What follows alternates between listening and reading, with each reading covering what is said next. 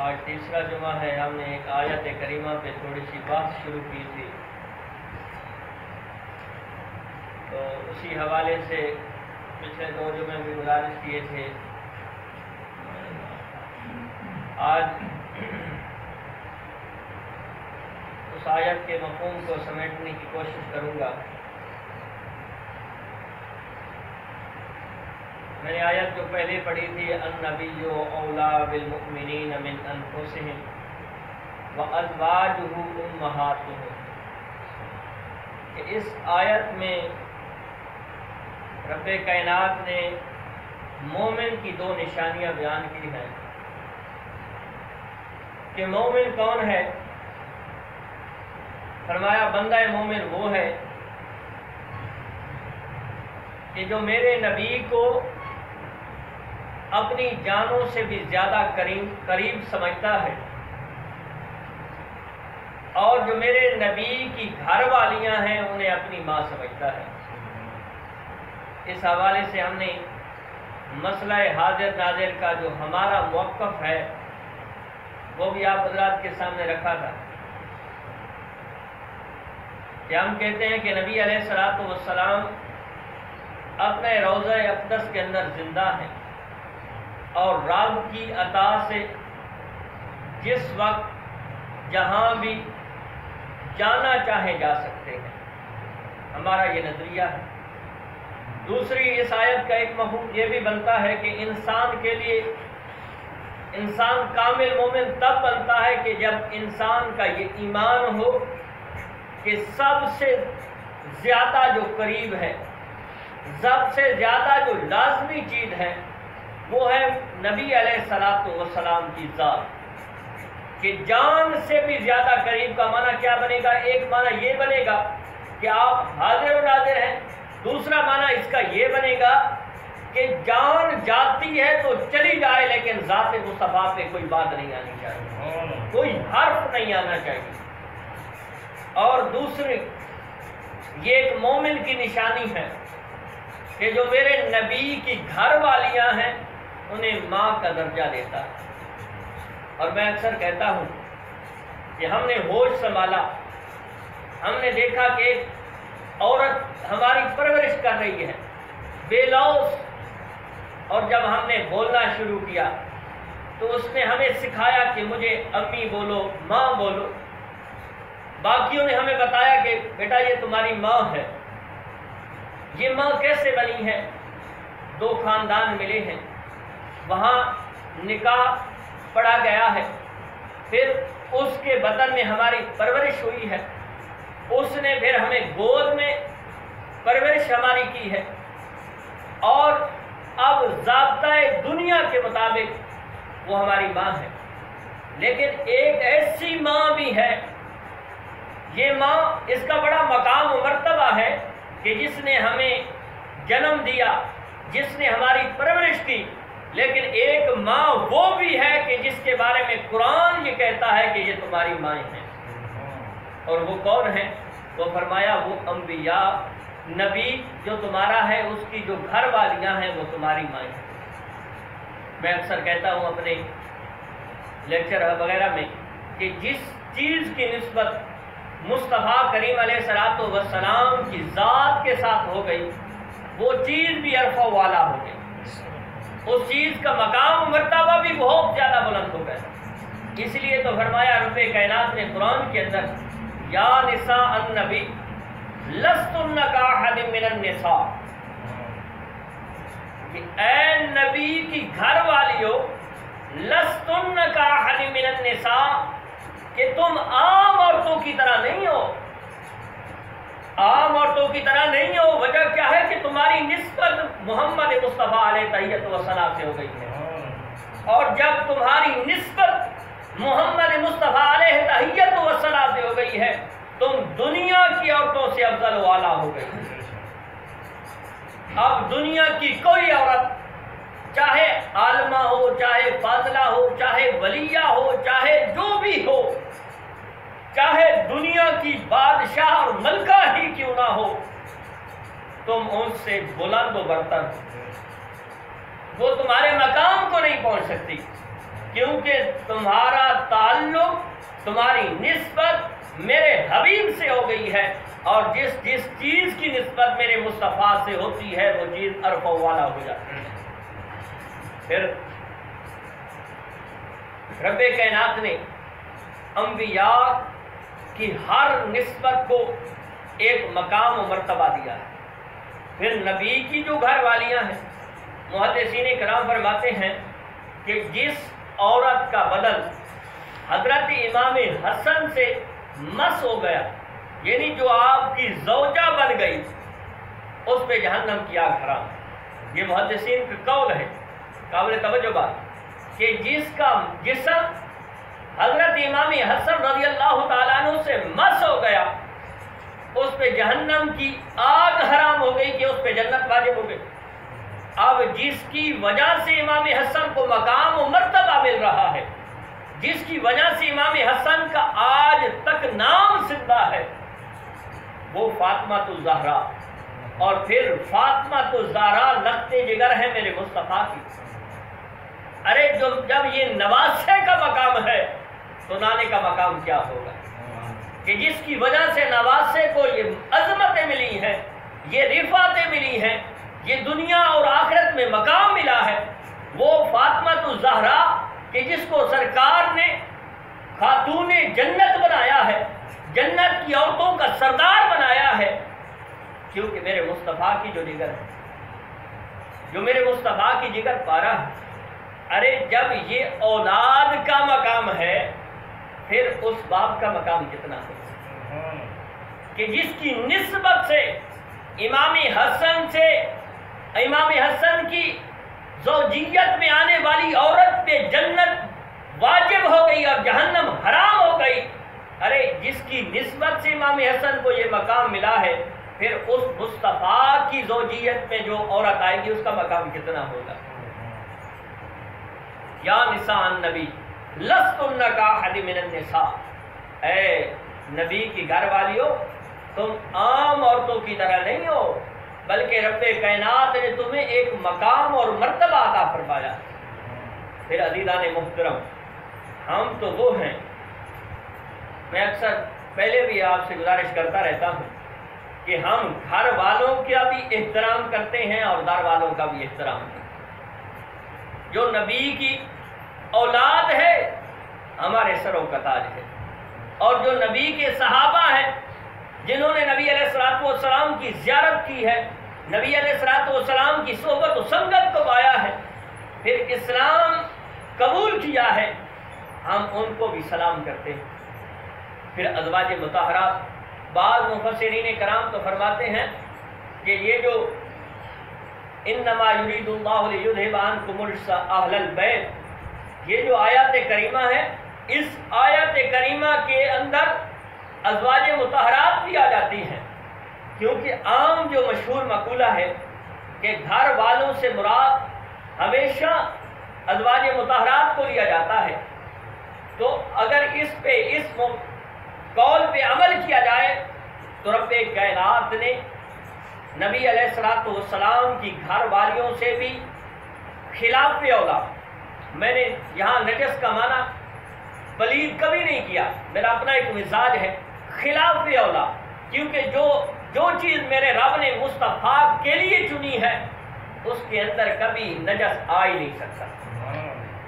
اس کی میں مثال دیتا ہوں کہ اگر کوئی انسان ہے کہ اس کا رشتہ کوئی اس کا استاد کرتا ہے، اس کا علاقے کا بڑا کرتا ہے، پیر کرتا ہے، عالم کرتا ہے، جو بھی ہے، اب کوئی مسئلہ بنتا ہے جب میاں بیوی میں یا خاندان میں، تو جب سات بڑے اکٹھے ہوتے ہیں، اگر عورت کی طرف کوئی بات آ رہی ہو تو لوگ کہتے ہیں نہیں ایسا نہیں ہو سکتا۔ کیوں نہیں ہو سکتا؟ کہ جناب اتنے بڑے بزرگ نے یہ رشتہ کیا ہے، اتنے بڑے شیخ نے یہ رشتہ کیا ہے، یہ کیسے ہو سکتا ہے؟ تو اب دیکھیے کہ جس ازواج مطہرات میں سے سید عائشہ کا رشتہ رب کائنات نے خود مصطفیٰ علیہ تحیت و ثنا کے ساتھ کیا ہے۔ جب سید عائشہ کا مسئلہ بنا تھا نا کہ جب آپ ایک غزوہ سے واپس آ رہے تھے، نبی علیہ السلام، سید عائشہ کمزور سی تھی، ازواج مطہرات کے لیے ایک علیحدہ سواریوں کا انتظام کیا گیا تھا پردے میں، تو آپ بہت پتلی سی نحیف سی تھی، تو جب اب آپ کو یہ پتہ نہیں تھا کہ اب یہ جو قافلہ ہے یہ واپس جانے لگا ہے، آپ قضائے حاجت کے لیے تھوڑی سی باہر نکلے، اب قافلہ چل پڑا، جو نگہبان وہاں پہ موجود تھے انہوں نے ازواج مطہرات کے اونٹ بھی اٹھانے شروع کر دیے، کیونکہ اوپر تو وہ پردہ لگا ہوا تھا، اب ان کو محسوس نہیں ہوا کہ ازواج سید عائشہ اس کے اندر موجود ہیں بھی صحیح یا نہیں۔ ازواج مطہرات باقی بھی ساتھ تھیں، کچھ کے نام آتے ہیں۔ سید عائشہ جب قضائے حاجت کر کے واپس آئی تو دیکھا قافلہ نہیں ہے۔ ایک صحابی جس کی یہ ڈیوٹی تھی کہ باقی قافلہ میں سے کسی کی کوئی چیز رہ جاتی ہے تو اس کو ساتھ لے کے چلنا، جب اس نے سید عائشہ کو دیکھا، آپ پردے کی حالت میں ویسے تو تھی، تو اس نے اپنا اونٹ اپنی سواری بٹھا دی، سید عائشہ کو اس پہ سوار کیا، اور جب قافلے کے ساتھ جا ملے تو اب یہ فطرت ہے، معاشرے کی فطرت ہے، معاشرے کی فطرت ہے کہ یہ بغیر تحقیق کے معاشرہ ضرور بضرور گفتگو کرتا ہے۔ آج ہمارے معاشرے میں کتنے مسائل صرف تحقیق نہ کرنے کی وجہ سے بنے ہوئے ہیں، بس کسی نے کہہ دیا، آپ یہ نہیں سوچا کہ یار یہ کہنے والے کا کردار کیا ہے، یہ نہیں سوچا کہ یار یہ کہنے والا کس نہج پہ کس ڈگر پہ یہ بات کر رہا ہے، معاشرہ ہے بس قبول کر لیتا ہے، اور اسی وجہ سے کتنے خاندان برباد ہو چکے ہیں۔ اب سید عائشہ کو جب اس صحابی نے پہنچایا، قافلے میں منافق بھی تھے، منافقوں نے ایسی باتیں کرنے شروع کر دی کہ جو وہم و گمان میں بھی تھی نہیں تھی۔ جب سرکار کریم علیہ السلام کی بارگاہ میں یہ مسئلہ پیش ہوا تو آپ بھی بڑے رنجیدہ ہوئے۔ سید عائشہ کو جب یہ بات معلوم ہوئی تو سید عائشہ اپنے والد سیدنا حضرت ابو بکر صدیق کے گھر چلی گئی، اپنے والد کے گھر۔ اب صحابہ کی ایک مجلس بیٹھی ہوئی ہے، بعض لوگ کہتے ہیں یہاں بھی کہ جی اگر نبی علیہ السلام کو علم غیب ہوتا تو آپ بتا دیتے کہ نہیں میری بیوی پاک ہے، میری بیوی پہ یہ جو الزام لگا ہے یہ جھوٹا ہے، اس کی کوئی حیثیت نہیں ہے، کوئی اوقات نہیں ہے۔ آپ علیہ السلام کو کوئی علم غیب نہیں تھا۔ ہم کہتے ہیں کہ ایک تو انشاءاللہ اس علم غیب پہ میں تفصیلی گفتگو کبھی کروں گا، 2-4 جمعے لگاؤں گا اور یہ موضوع آپ پہ واضح کروں گا کہ علم غیب کا معنی کیا ہے اور کیسے نبی علیہ السلام کو حاصل ہے۔ ہم ایک تو یاد رکھیے کہ ہم سرکار کے علم غیب کے بارے میں ہمارا عقیدہ یہ ہے کہ رب عطا کرتا ہے اور رب کی عطا کرنے کی وجہ سے نبی علیہ السلام کو علم غیب حاصل ہوتا ہے۔ ذاتی علم غیب کے ہم قائل نہیں ہیں، بلکہ کوئی بھی سنی قائل نہیں ہے۔ جو رب عطا کرتا ہے، میرے مصطفیٰ بیان فرماتے ہیں، وہی علم غیب ہے۔ جب نبی علیہ السلام کو یہ معترضین کا اعتراض ہے کہ پتہ ہوتا تو بتا دیتے، اب میں پوچھتا ہوں سلیم العقل شخص کے جس کے ذہن کھوپڑی میں کوئی عقل ہے، ذہن ہے، میں اس سے ایک سوال کرتا ہوں کہ میری بیوی ہے، اس پہ کسی نے اعتراض کیا ہے، اب پورے شہر میں مشہور ہو گیا ہے کہ مفتی صاحب کی بیوی کے بارے میں یہ بات ہو گئی ہے، اب میں مفتی ضرور ہوں، عالم ضرور ہوں، دین کا خادم ضرور ہوں، مسجد میں آؤں 10 قرآن پاک سر پہ رکھ کے آپ کو بتاؤں کہ جی میری بیوی سچی ہے، جھوٹی نہیں ہے، کون مجھ پہ جو ہے ٹرسٹ کرے گا؟ کون اعتماد کرے گا؟ کوئی بھی اعتماد نہیں کرے گا، کہے گا بھائی یہ اپنی بیوی کو بچا رہا ہے۔ بھائی مسئلہ یہ ہے کہ معاشرے کو یوں نہیں سلجھایا جاتا۔ پھر دیکھیے، میں نے مثال پہلے آپ کو دی ہے کہ اگر کوئی شیخ یا بڑا یا عالم کوئی رشتہ کرواتا ہے کسی کا، تو اب اس کے ذہن میں ہوتا ہے کہ ایسا بندہ یہ مجھے نہیں دے گا کہ جو میرے مزاج کے، میرے کردار کے خلاف ہو۔ اب جب نبی علیہ السلام کا سیدہ عائشہ سے نکاح بھی ایسے ہوا کہ سیدہ عائشہ کی تصویر یہ جو لیلم کا کپڑا ہوتا ہے اس میں لپیٹ کے حضرت جبرائیل امین لے کے آ گئے سرکار کی بارگاہ میں، یا رسول اللہ یہ آپ کی زوجہ ہے، کس نے بنائی ہے؟ کون کہہ رہا ہے؟ رب کہہ رہا ہے۔ ارے یہ رشتہ بھی میرا رب کر رہا ہے، پھر مصطفیٰ کا رشتہ کر رہا ہے۔ خیر یہ معاشرے کو سلجھانے کے لیے کچھ چیزیں ہوتی ہیں۔ اب سید عائشہ کے بارے میں یہ افواہ پھیل گئی، اس میں کئی لوگ وہ بھی تھے کہ جو مسلمان تھے، پکے مسلمان تھے، لیکن افواہ اتنی پھیلی کہ پکے مسلمان بھی ڈگمگا گئے۔ کچھ نے گزارش باتیں ایسی کر دی جس میں حضرت جبیر بن مطعم بھی آتے ہیں جو سیدنا صدیق اکبر کے خرچے پہ پلتے تھے، اس نے بھی یہی باتیں کرنی شروع کر دی جو منافقین کہہ رہے تھے۔ منافق تو ویسے بھی وہ تھے کہ جو اسلام کو نیچا دکھانا چاہتے تھے۔ اب یہ بات، اب صحابہ جو جید صحابہ ہیں، میرے مصطفیٰ کی محفل جمی ہوئی ہے، جید صحابہ تشریف فرما ہے، میرے آقا کریم علیہ السلام نے فرمایا کہ ہاں بھائی بتاؤ اس مسئلے میں تمہاری کیا رائے ہے؟ تو ایک رائے میں ایک صحابی کی گزارش کرتا ہوں، پھر دیکھنا کہ یہ مسئلہ کیسے حل ہوتا ہے۔ کہ حضرت عمر فاروق رضی اللہ تعالی عنہ نے عرض کی، یا رسول اللہ یہ رشتہ کس نے کیا؟ اس نکاح کا حکم آپ کو کہاں سے ملا ہے؟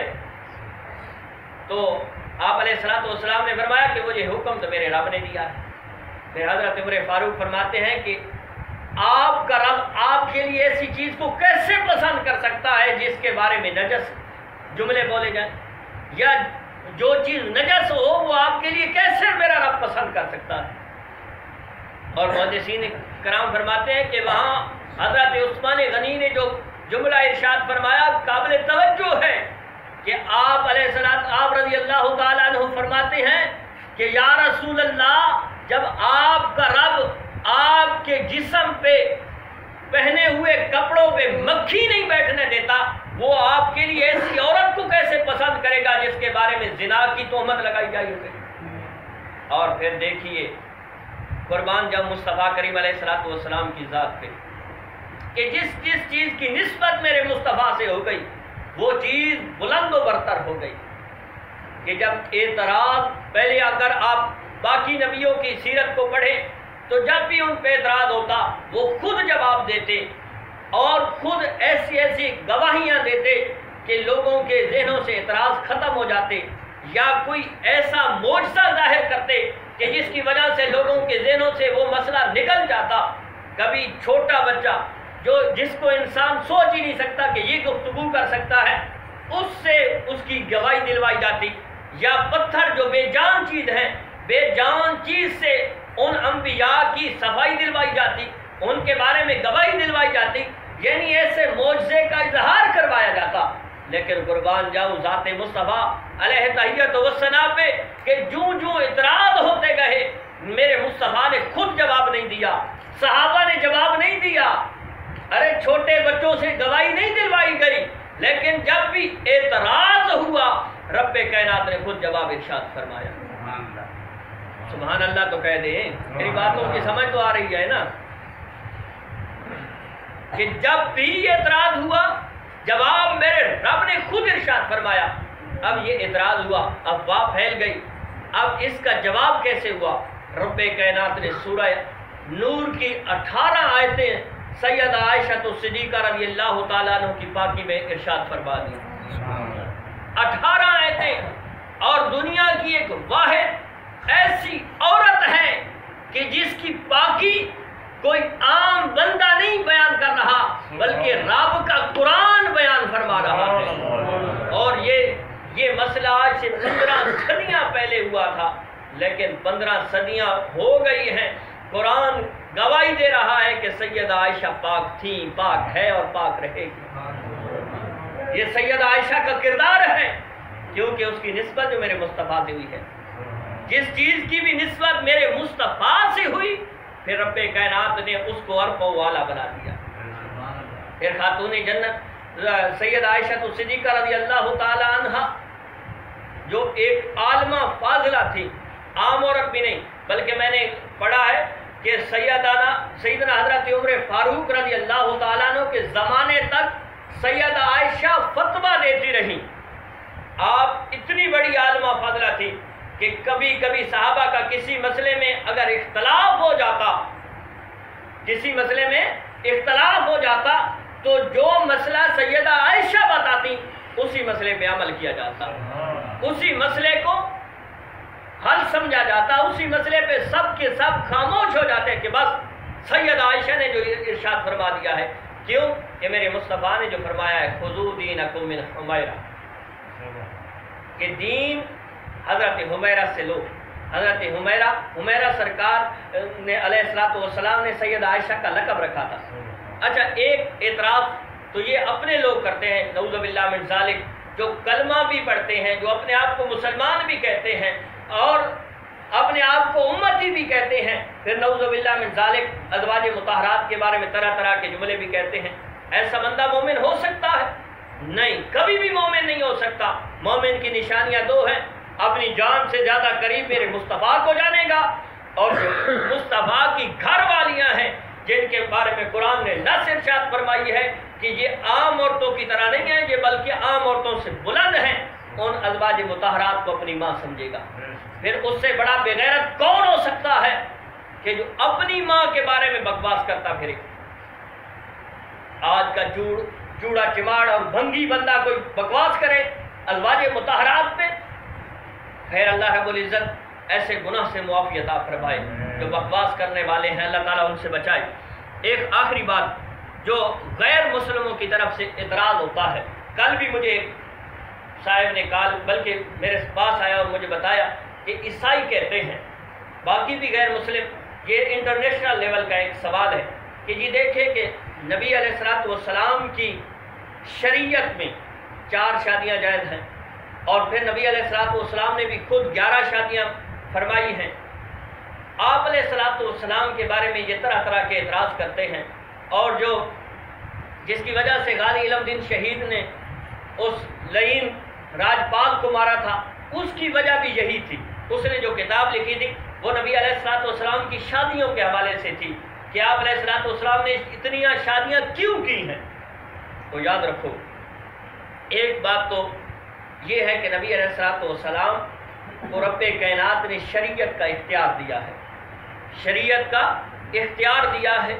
وہ شریعت جو اسلامیہ لے کے آئے ہیں، جو میرے آقا ارشاد فرما دیں وہ بھی شریعت ہے، اور جس پہ عمل کر کے دکھا دیں وہ بھی شریعت ہے.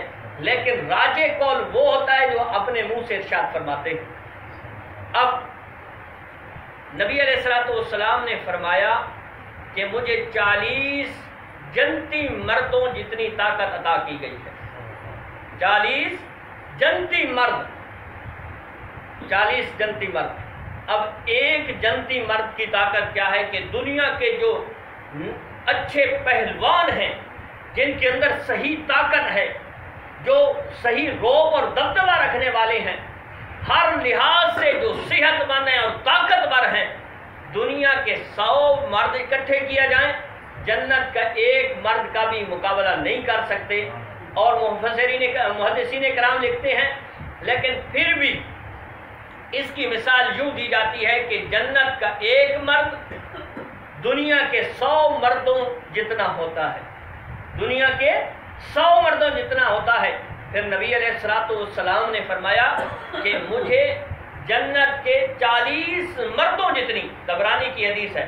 اور دوسری جو محدثین نقل فرماتے ہیں کہ نبی علیہ الصلوۃ والسلام نے فرمایا کہ ایک جنتی مرد دنیا کے 100 مردوں جتنا ہوتا ہے. یہ بھی حدیث پاک ہے. نبی علیہ الصلوۃ والسلام کے اس فرمان پہ تھوڑا سا غور کریں تو آپ علیہ الصلوۃ والسلام تو فرما رہے ہیں کہ میری طاقت 40 جنتی مردوں جتنی ہے.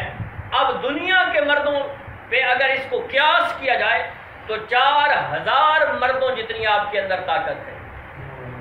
کتنی حدیث سے ثابت ہے کہ 4000 مردوں جتنی آپ علیہ الصلوۃ والسلام کی طاقت ہے. اب آپ کی قناعت تو دیکھیے، آپ کا تقویٰ تو دیکھیے کہ جس ذات کے اندر 4000 مردوں جتنی طاقت ہے اس نے صرف 11 شادیاں فرمائی ہیں. اتنی طاقت جس کے اندر ہو. اب تو ہمارا خیر معاشرہ ایسا ہے کہ جوانی میں اگر بیوی فوت ہو جائے تو لوگ دوسری شادی کو بڑا معیوب سمجھتے ہیں. حالانکہ اسلام اس چیز کی حوصلہ شک نہیں کرتا. اگر آپ انبیاء کی، صحابہ کی، تابعین کی، تبع تابعین کی، ائمہ مجتہدین کی، مشائخ، علماء، ان لوگوں کی اگر آپ سیرت سوانح حیات پڑھیں تو انہوں نے بہت زیادہ نکاح کیے ہیں. اس کی ایک وجہ تو یہ ہے کہ میرے مصطفیٰ نے فرمایا ایسے خاندان میں شادیاں کرو جس خاندان کی عورتیں زیادہ بچے دیتی ہوں. اور فرمایا جو زیادہ تنگ دست ہے اگر وہ نکاح کرے گا تو رب کائنات اس کے لیے کشادگی عطا فرما دے گا. آج تو لوگ کہتے ہیں جی کیسے اس کی شادی کیسے کر دیں، نکاح کیسے کریں، ابھی تو یہ بے روزگار ہے، ابھی تو یہ گھر سے کھا رہا ہے.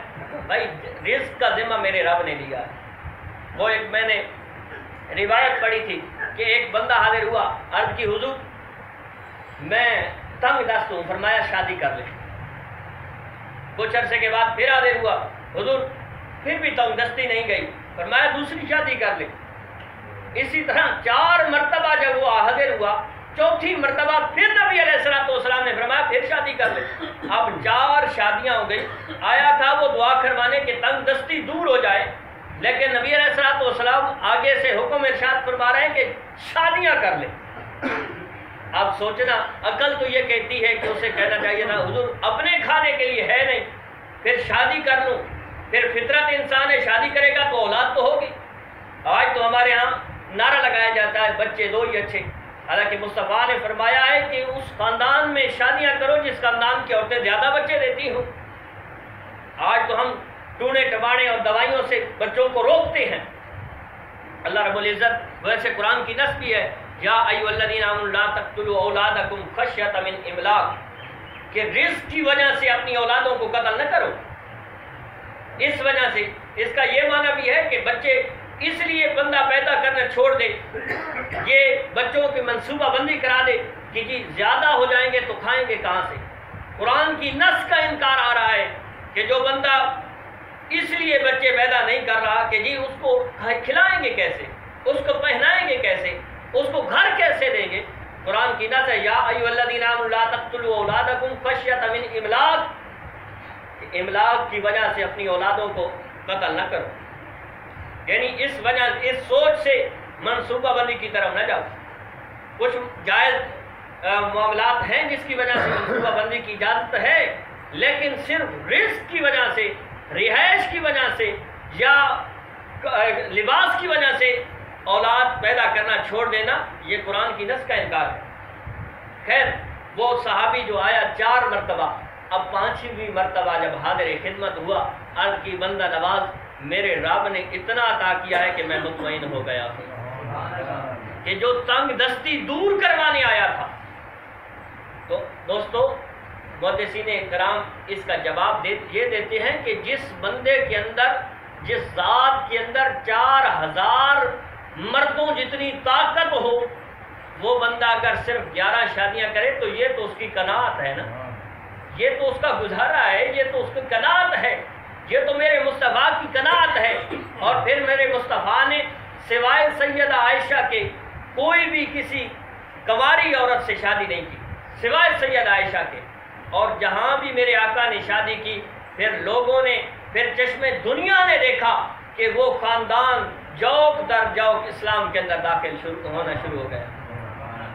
یہ میرے آقا کی حکمت تھی نکاح کرنے کی، کہ جہاں آپ نکاح فرماتے کوئی بھی یہ نہیں کہہ سکتا کہ جی فلاں جگہ پہ آپ علیہ الصلوۃ والسلام نے نکاح کیا اور پھر وہ خاندان یا اس علاقے کے لوگ یا اس قبیلے کے لوگ مسلمان نہیں ہوئے۔ مسلمان ضرور ہوئے، اور ایسی حکمت ظاہر ہوئی کہ جو لوگ پکے اسلام کے مخالف تھے پھر وہی اسلام کے وفادار بن گئے، پھر وہی اسلام کے چوکیدار بن گئے، پھر وہی لوگ اسلام کی خدمت گزار بن گئے۔ عزیزان محترم، ہمارے لیے اصل تو مسئلہ یہ ہے کہ آج کل ہمارے اندر دین کا یہ جو درد ہے یہ ختم کیوں ہو گیا ہے؟ کہ انگریز نے ایک چال چلی تھی کہ لوگوں سے علماء کا مقام کو کم کیا جائے، علماء کے مقام و مرتبے کو کم کیا جائے۔ انہوں نے ایسے داڑھی والے پیدا کیے، ایسے لوگوں سے داڑھیاں رکھوائیں کہ جو دین کے پکے مخالف تھے، کٹر مخالف تھے، پھر ایسے ایسے کام کروائے کہ لوگوں کے ذہن سے، عقل سے یہ جو داڑھی والے علماء تھے ان کی حیثیت کم ہو گئی۔ اب دیکھ لیں کہ لوگ ایک گویے کے ساتھ، گلوکار کے ساتھ کھڑے ہو کے تصویر بنانا اپنے لیے باعث فخر سمجھتے ہیں۔